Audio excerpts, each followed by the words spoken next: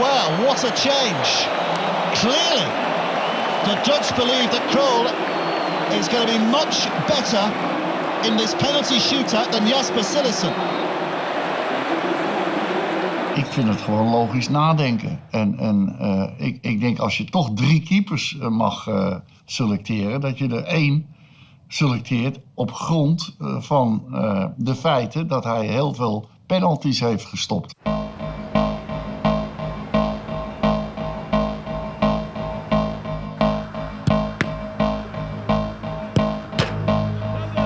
Well, I only knew literally we were waiting to get into the bus.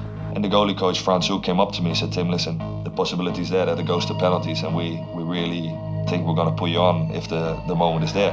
So I went on my laptop and started analysing the penalties again in the bus. It was unheard of. It was magnificent. It was maverick. It was innovative. Nou, tijdens een WK weet je dat als het in een gelijkspel eindigt, een wedstrijd, dat je penalties moet nemen.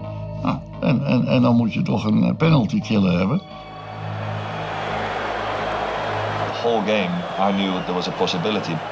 I started getting a bit more nervous and I started getting stretched, like to do some stretches. And a few of the lads on the bench didn't know this was going to happen. So they were looking at me like, what are you doing? Like, just sit down. Maar het feit dat er een keeper ging warmlopen op dat moment was al genoeg om schrik aan te jagen. Omdat het ook de eerste keer was dat het gebeurde. They took a penalty the round before and they got the country through. Obviously they're feeling good about themselves. They know that I've seen those penalties as well. And they obviously thought, well, he's got brought on, so he must be some kind of specialist. You cannot escape the tension just at the moment. I look at research, but I think I save more penalties when I know less. For me, it's more getting the feeling, getting into the moment and following my instinct. You can be a hero in the 10 minutes that you're out there. Ik wil ook niet dat keepers gokken. Dus als de bal naar links gaat en hij gaat naar rechts, dan ben ik erg boos.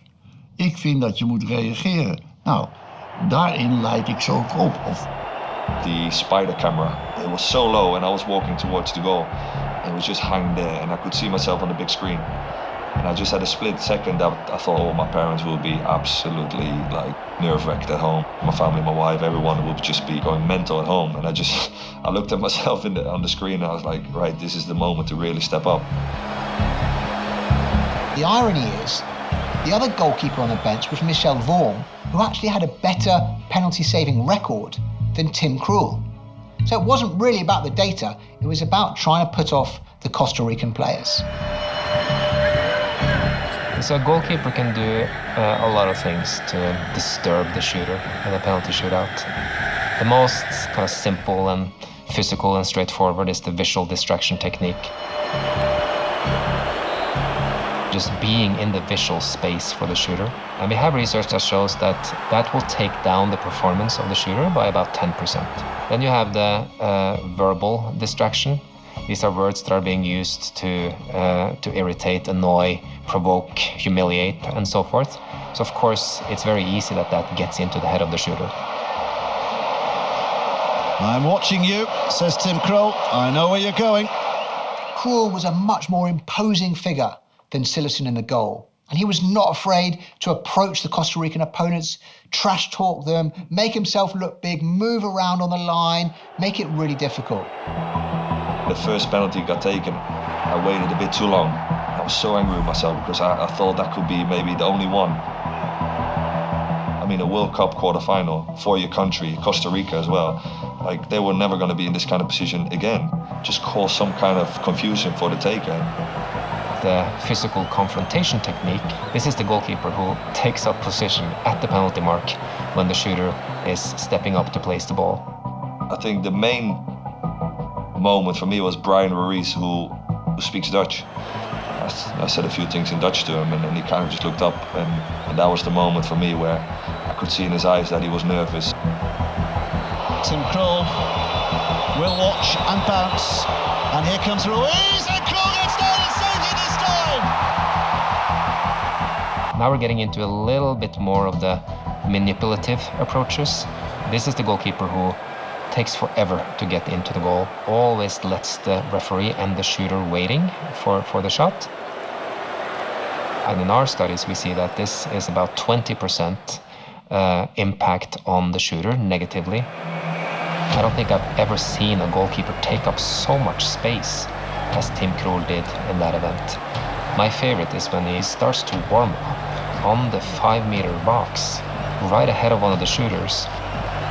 When you look in the eyes of Michael at that moment, he looked petrified. The pressure of the whole country was on his shoulders, you could see it. Michael Umana puts this wide, or has it saved. Costa Rica go out, the Dutch go through. It's Umana who steps up. Oh, and Krul has saved it! It's Krul for the Dutch! It's Krul for Costa Rica!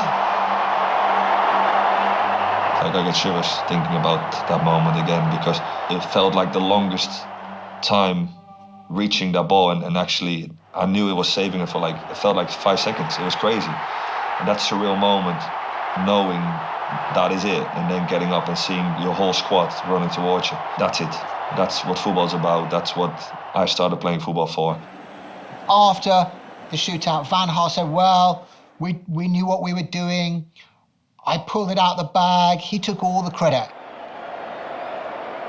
So what happens a few days later? Holland are in a penalty shootout against Argentina in the World Cup semi-final.